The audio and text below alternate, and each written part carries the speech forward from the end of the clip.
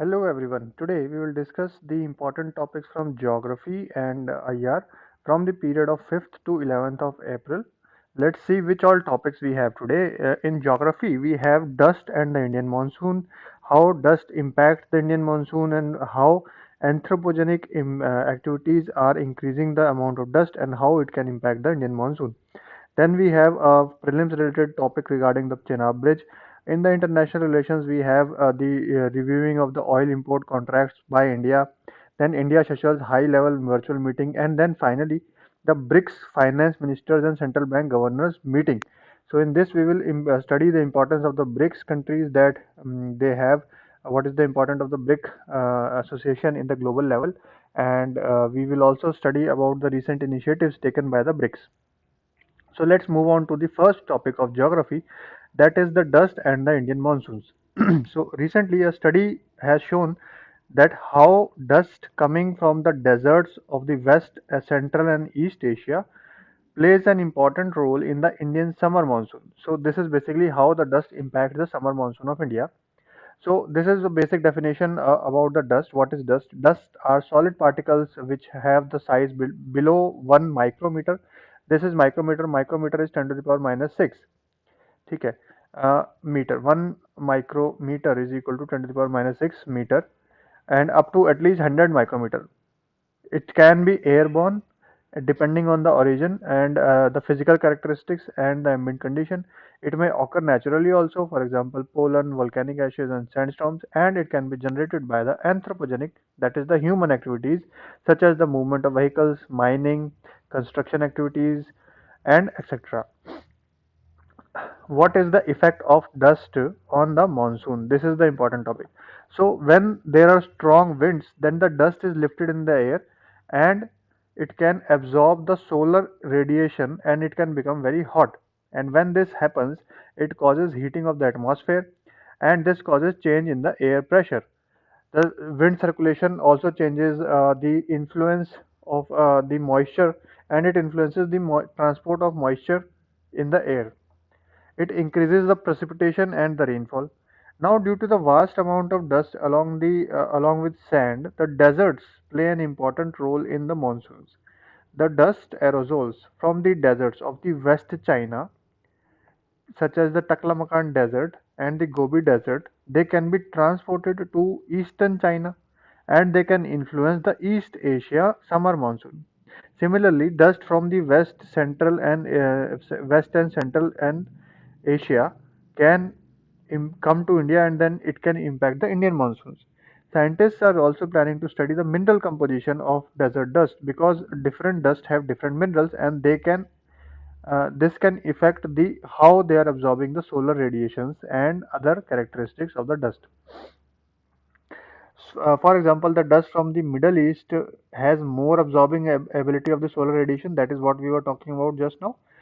Than dust from North Africa. So Middle East dust has more power for absorbing the solar radiation as compared to the North African dust. Now, effects of anthropogenic dust. The earlier thing was about the natural dust. Now we are saying about the anthropogenic dust. That studies have found that absorbing aerosols such as the dust can strengthen the monsoon circulation.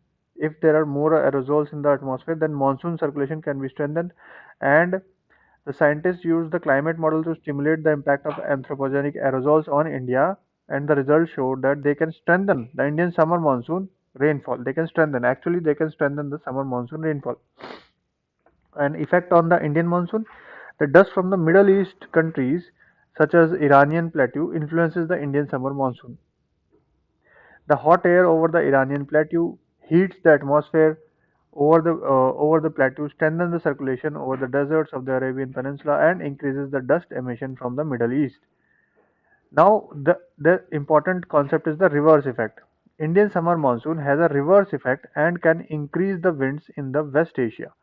For example, if there is a strong Indian monsoon, then it can also impact the winds in the West Asia, and these winds will become strong. And when they become strong, they will generate more dust in the atmosphere. So ultimately, a strong monsoon summer monsoon will have a strong influence on the West Asia, which will have a strong large number of dust which is there, and this dust can further strengthen the Indian monsoon. ठीक है. So this is a positive feedback loop.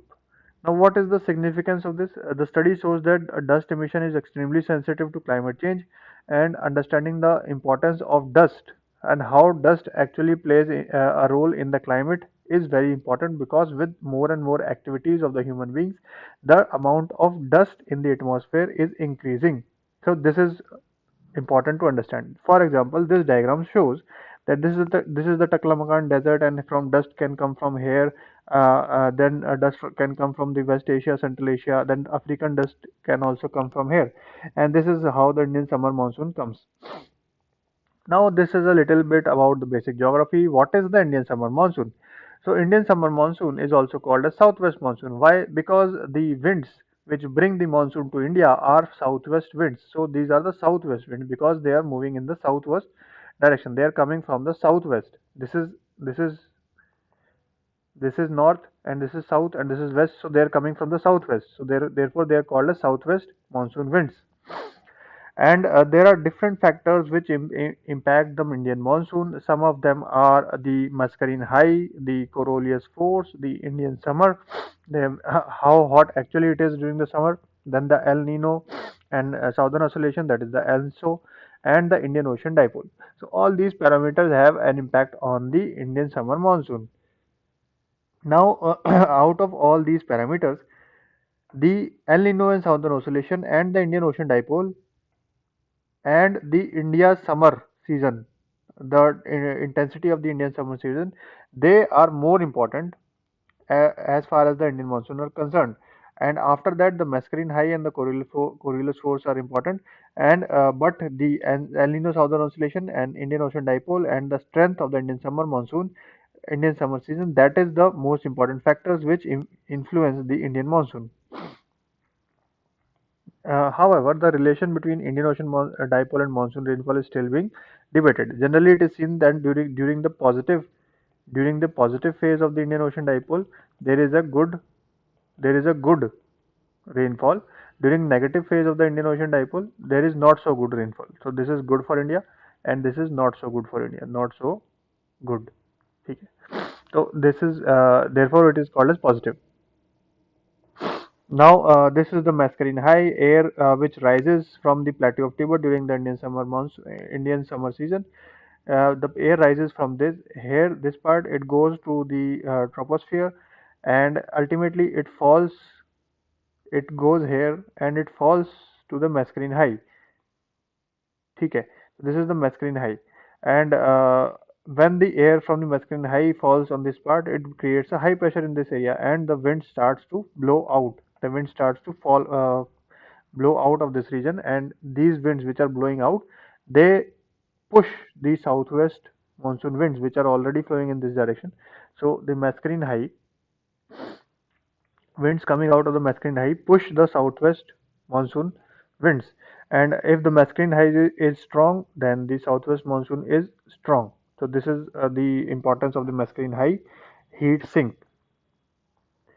Coming to the next topic, it is related to the prelims. They can ask you what is the importance of the Chenab Bridge, or they can ask you where it is located.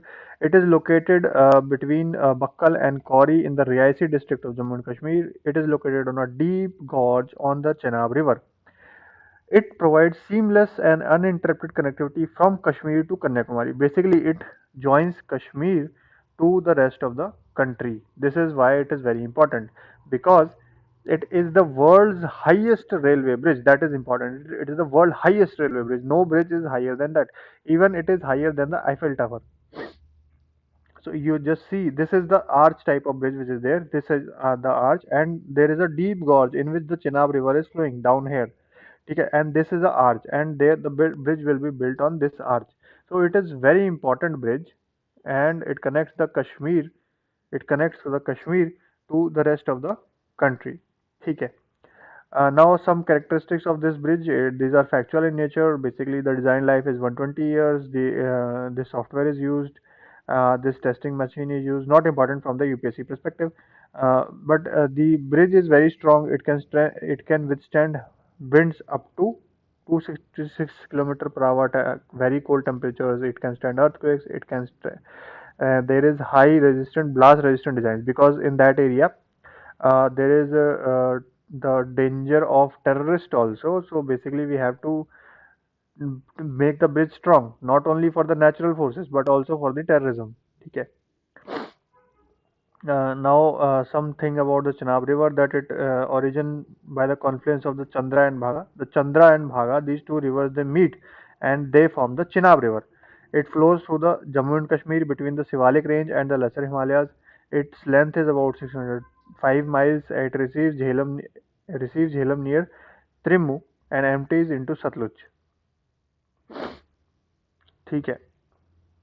Now coming to the international relation part, this is the important topic, that reviewing oil import contracts. So recently the government of India has asked refineries to review their contracts for buying crude oil from Saudi Arabia and negotiate a more favorable terms. So India wants a more favorable terms of contract when it is buying oil from Saudi Arabia.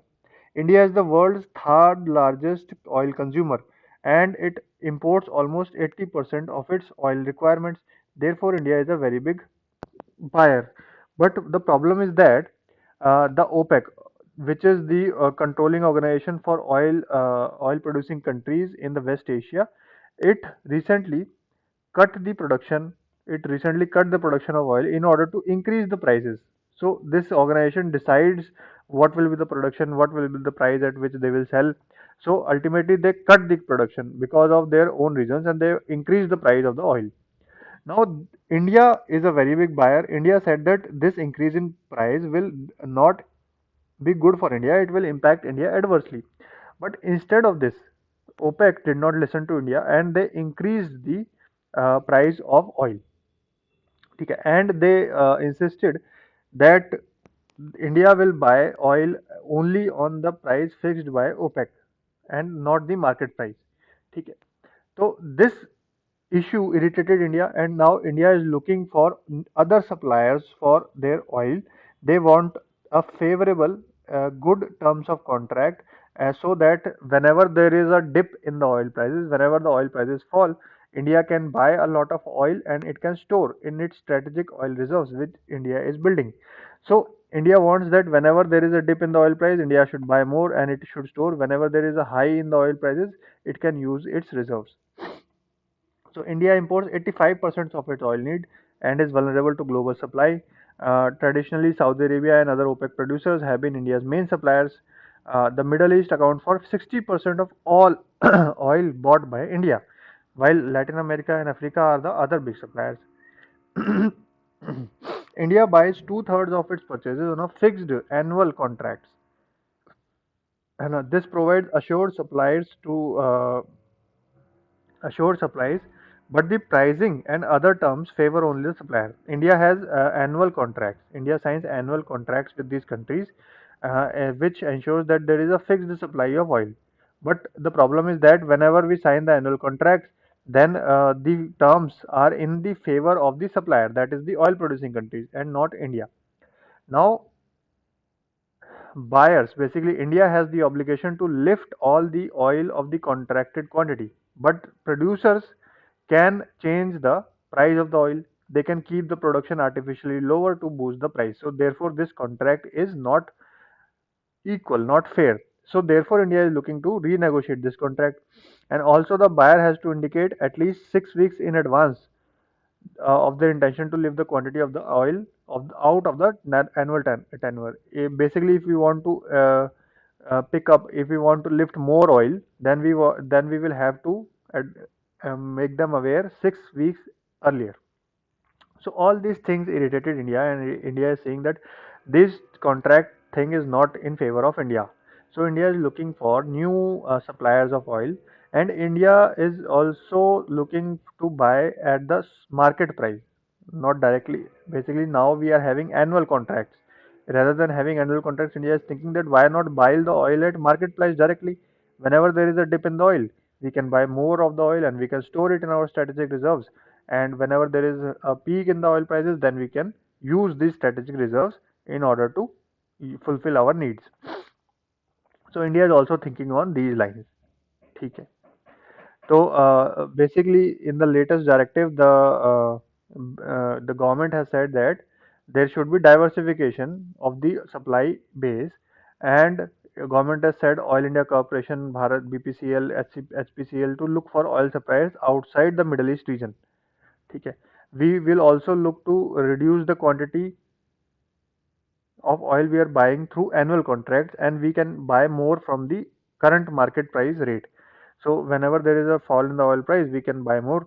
So India will buy oil when it gets a favorable term, and it will the purchase contract with Saudi Arabia permit refineries to vary volume by month, but overall annual commitment must be honored. So basically, the current contract that we have with Saudi and other OPEC countries is in favor of them and not in favor of India.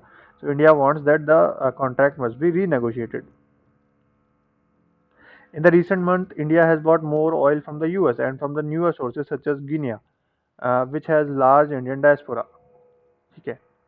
Now, a little thing about OPEC. OPEC is a permanent and intergovernmental organization. It was created by the Baghdad at the Baghdad Conference in 1960. By these were the founding members: Iran, Iraq, Kuwait, Saudi Arabia, Venezuela. Then these members joined later: Libya, UAE, Algeria, Nigeria, Angola, Gabon, and Equatorial Guinea and Congo. The objective of the OPEC is to coordinate the petroleum price policies among the members, to secure fair and stable prices for petroleum products, and to ensure efficient economic regular supply of petroleum to the consuming nations. So basically, they regulate what amount of oil has to be produced, what can be the price at which it will sell. है ना? OPEC is loosely affiliated entity which consists of 13 OPEC members, 10 of the world's most major OPEC non-OPEC oil producers. The declaration of cooperation constitutes an unprecedented milestone in the history of OPEC. It is for the first time that OPEC countries coordinated with 11 non-OPEC oil producing countries, as these 10 countries are Azerbaijan, Bahrain, Brunei, Kazakhstan, South Sudan, and Sudan. So OPEC plus, basically we are talking about a new thing which is called an OPEC plus. So earlier we had OPEC. Now we have something called as OPEC plus. OPEC plus is loosely affiliated entity which consists of 13 OPEC members. There are 13 members of the OPEC, 13 OPEC members plus 10 non-OPEC oil exporting nations. ठीक है, 13 OPEC plus 10 non-OPEC, but these are also oil exporting nations. So this is called as plus OPEC plus. ठीक है, तो here the declaration of cooperation was made, and this is the first time that OPEC countries coordinated with 11 non-OPEC oil producing countries. ठीक है, these are the countries with which OPEC participated. Earlier there were 11, but now there are 10 because Equatorial Guinea became a member of the OPEC itself. Now coming to the India-Seychelles high-level virtual meet. Recently, Prime Minister of India and President of the Republic of Seychelles held a joint inaugurated meeting of the Development Assistance Project. And the key highlights of the meeting are the India is investing a lot of money in Seychelles. There is basically the magistrates court building which is being built. There is exchange of the fast patrol vehicles that India is giving to Seychelles. This will increase the capacity of the Seychelles Coast Guard. Then India is building a 1 megawatt ground mounted solar power plant in Seychelles. This will provide renewable energy source for Seychelles, and it will also ensure their energy security. Then what is this importance of Seychelles for India? That Seychelles is central to India's vision of Sagar. Sagar stands for security and growth for all in the region. So basically, if India wants, the idea of this Sagar initiative is that we are targeting the Indo-Pacific region. In the Indo-Pacific, India should be the net security provider in that region, and all countries in the Indian Ocean, especially, they should cooperate with each other so that they have a joint development, they have a uniform development, they share each other technology, they help each other in times of disasters, etc. So the security and growth for all in the region is basically concentrated on the Indian Ocean, and the countries in the surrounding the Indian Ocean, they should cooperate with each other so that ultimately all develop simultaneously. ठीक है, तो if India wants to do that, then India will have to have some foothold in the Indian Ocean. And Seychelles is very uniquely located in the Indian Ocean, so that it can provide India a base, a naval base, or it can also provide India a resting ground for its naval forces in the Indian Ocean. Then there has been bilateral engagement between India and Seychelles. That Today, India-Seychelles relationship are characterized by close friendship, understanding, and cooperation. The diplomatic ties were established in 1976, and Indian mission was established in 1979 in Victoria. India also helped the Seychelles during the time of need. India supplied essential medicines to Seychelles, and during the time of the COVID-19 pandemic, also we are supplying a lot of vaccine to these countries, uh, such as Seychelles. ठीक है. A trade and investment is also there. So uh, India exported a lot of items to Seychelles, and we also imported some items from Seychelles. So basically, Seychelles buys rice, food products, etc., from India, and India uh, s- and India imports certain things from Seychelles. Basically, our import is not that much, but we export a lot of things to Seychelles. So therefore, Seychelles is also important from the perspective of the trade. Energy and environment. Seychelles is a blue economy protocol was signed between India and Seychelles in 2005. Then there is the bilateral MOU on renewable energy cooperation, uh, and with the ratification of the International Solar Alliance, in Seychelles has officially become one of the founding members of the International Solar Alliance. So this can be important that Seychelles has become a founding member of the International Solar Alliance. So this can be asked in the prelims. Then there are cultural relations between the two countries. Then the Indian community is there, which is living in Seychelles, and it basically, India has an important link with Seychelles for the first small group of 5 Indians arriving in Seychelles in 1770. Uh, Till that time, from that time, Indians are there in Seychelles. Defense and security cooperation is always there. That India is investing a lot of things in building Seychelles defense infrastructure. Then there is the MOU on hydrography signed between the prime ministers. Then the Indian naval ship INS Darshak visited Seychelles in 2005. Then two patrol boats, PS Topaz and PS Constant, were gifted by India to Seychelles. So basically, we are also cooperating in the defense sector. And defense sector is important because India wants to become a net security provider in the Indian Ocean, and Seychelles can be a very good base for India if Seychelles cooperates, and we can also help to reach out to other African countries if we have a strong presence in Seychelles also, and we can take a rest at this place if in case there is a long voyage in the Indian Ocean by the Indian Navy. Then a little bit about Sagar. Sagar is a term coined by the Prime Minister Narendra Modi, and it is a maritime initiative that gives priority to the Indian Ocean region. So basically, it is focused on the Indian Ocean, more focused on the Indian Ocean, and idea is that all countries of the Indian Ocean should work together, share their development, and should grow together, and they should help each other during the times of need. Then finally, we have the topics of the BRICS finance ministers and central banks governors meeting. The finance minister and central bank governor. In India's case, there is the central bank is the RBI. So RBI governor and finance minister, they went to the meeting. So the meeting was chaired by the Union Minister for Finance and the Governor of the Reserve Bank of India. This was the first meeting of the BRICS finance ministers and central bank governors under India's chair. So India was the chair of this meeting, and this is the first meeting of the BRICS chaired by India in 2021. Now, there was a lot of discussions about financial cooperations and new development bank activities, social infrastructure, cooperation on customs, International Monetary Fund, IMF reforms. They talked about this. This is a very important topic. Then fintech, that is the finance technical uh, technical initiatives in the financial sector. Initiatives in the financial tech sector, that is called as fintech. Then because this is very important, so finance, banking, etc., all investment, etc., all these are going very technical in nature, and there is a lot of scope of information and communication technology.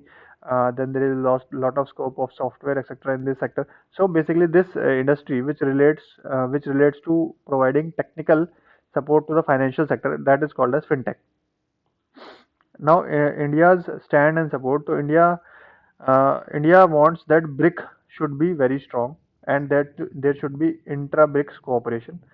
India emphasized the importance of BRICS. BRICS is very important for India because it is a platform where developing countries uh, and very large developing countries, for example, India, Russia, China, all these three major players, and emerging economies, for example, Brazil and South Africa, all these are coming together on a single platform and they can discuss important issues. During the COVID-19 pandemic, also, India is undertaking the largest vaccination drive in the world. India is giving vaccination to the largest number of people in. ठीक है. So, importance of social infrastructure and use of digital technologies. Prime Minister's health insurance scheme, we talked about this. Then India also suggested thematic priorities for the new development banks. So that what the new development bank should focus upon. We discussed that. And as per the IMF resolution, the general review quota should be concluded by the review of the quota should be concluded by this. So basically, in the IMF, there is a huge topic which is going on that IMF should have certain kind of reforms. Now, what kind of reforms we are talking about? We are talking about the changes in the quota system. Quota system. So, quota system, we a lot of countries want to change the quota system. So, these are the reforms that we are talking about. Ultimately, the idea is that the countries, for example, India, etc., which are growing in their economies, should get a greater share, greater percentage of voting, greater quota, which is justified, which does justice to the India's economy. There is the agenda for 2021 also. Okay. Then this is a little bit about the BRICS. That BRICS was formed for the first time they in a meeting at St. Petersburg in Russia on the margins of the summit of 2006. In September 2006, it was formalized as BRIC during the first BRIC foreign ministers meeting. Then after that, it was named as BRICS when South Africa was accepted as a full member in 2010. Then the chairmanship of the group is rotated annually among the members in accordance with this agreement. That is, first is Brazil, then Russia, India, China, and then South Africa. During the sixth big BRICS summit in Fortaleza in 2014, when Prime Minister Narendra Modi came to power, India signed an agreement of establishing the New Development Bank. So, what is this New Development Bank? That is very important. It can be asked in the prelims. There are three pillars of the BRICS, that is political cooperation and security, economic and financial cooperation, and cultural and people-to-people exchanges. BRICS is very important because, as I have already said, it is bringing together the major economies of the world, which has 29% of the total land area of the world. It has 41% of the world population, and it has 24% of the global GDP. BRIC countries have been the main engines of the global economic growth over the years. Now, these are the countries which are member of the BRICS. You can just have a look at it. Then a few things about the New Development Bank, that it is a multilateral development bank jointly founded by the BRICS countries in the sixth BRICS summit at Fortaleza. Its aim is to support infrastructure and development activities in the BRICS nation and other emerging economies. Not only the BRICS, it can support the BRICS nation, but also other emerging economies. That is very important.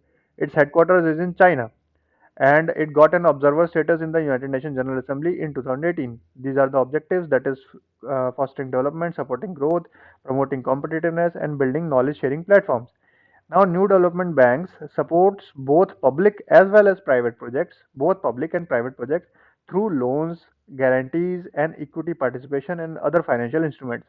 So, this can be a question that NDB supports only the public projects, that is the government funded projects. This is not true. NDB supports both the government and the private projects. So I think that this discussion can be ended today. I think you have learned a lot. If you have learned something, then please share this video with your friends so that they also get to learn something new. We will meet in the next video.